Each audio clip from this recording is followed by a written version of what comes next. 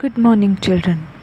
Today I'm discussing about synthetic fibers and plastics. This is the third chapter in your science subject. So first in contents we have introduction of the topic, synthetic fibers, types of synthetic fibers, characteristics of synthetic fibers, plastics, application of plastics, characteristics of plastics, plastics and environment. So we will begin with introduction of synthetic fibers. What is synthetic means? The synthetic word itself means that some product is being formulated in the laboratory using some chemicals by man.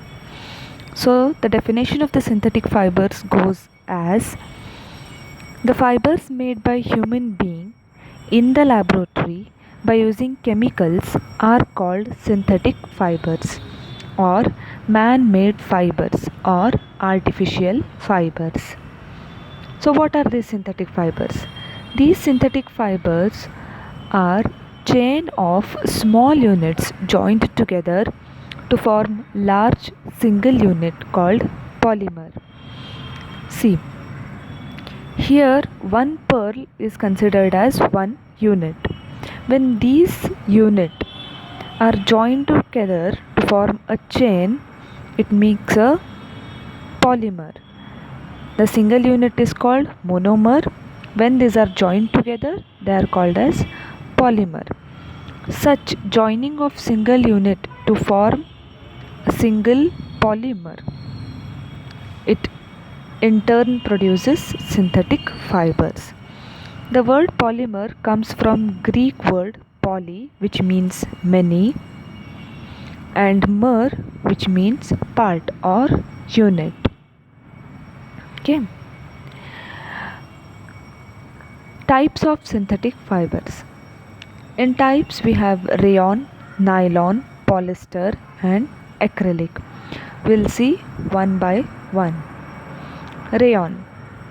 Rayon is a synthetic fiber obtained by chemical treatment of wood pulp. So here the raw material is wood pulp. Using wood pulp and treating it with some chemicals, rayon is produced. Although it is obtained from natural source, yet it is called as man-made fiber. Its applications are in making of bed sheets and carpets. Here rayon can be mixed with cotton and wool. This was produced as an alternative for silk. The rayon itself looks like silk, hence it is also called as artificial silk, and also it is cheaper than silk. Next, nylon. Nylon is also man-made fiber. It is made without using any natural raw materials. That is, raw materials as of plants and animals are not used. But for its production, coal, water and air is used. Nylon fiber is strong, elastic and light.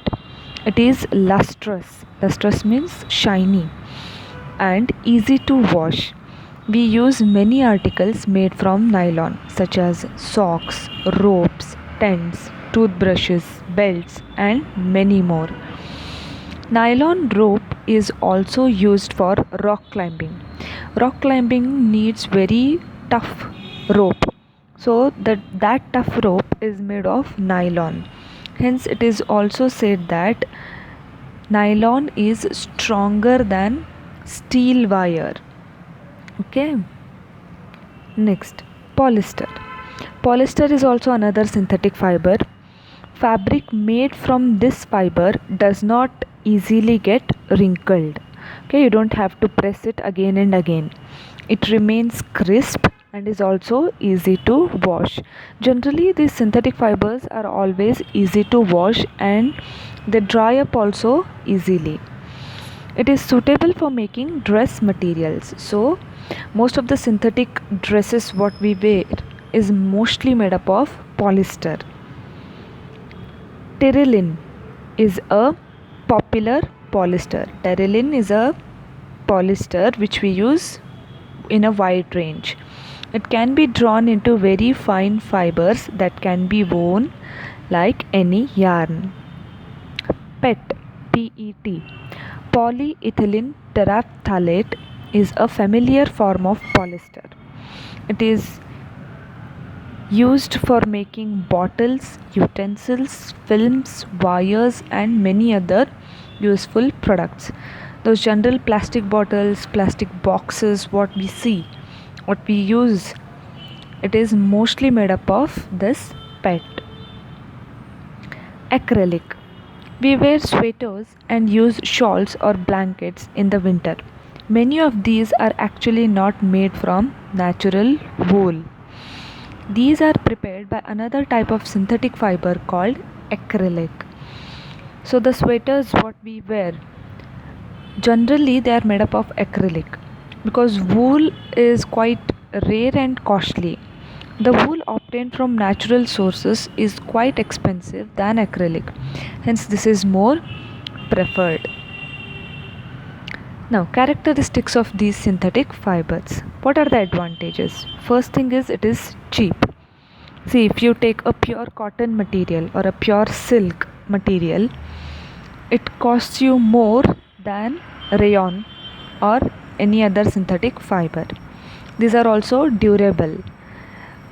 This is very easy to wash and also available in variety of colors.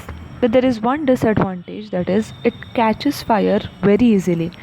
Hence it is always said that we shouldn't wear synthetic fiber material when we are in kitchen or if we are handling fire. Okay, next. Plastics.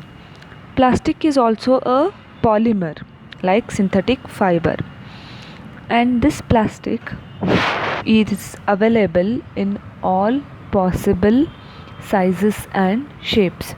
Wherever you roll your eyes, you can see one or the other plastic material, because plastic is easily moldable.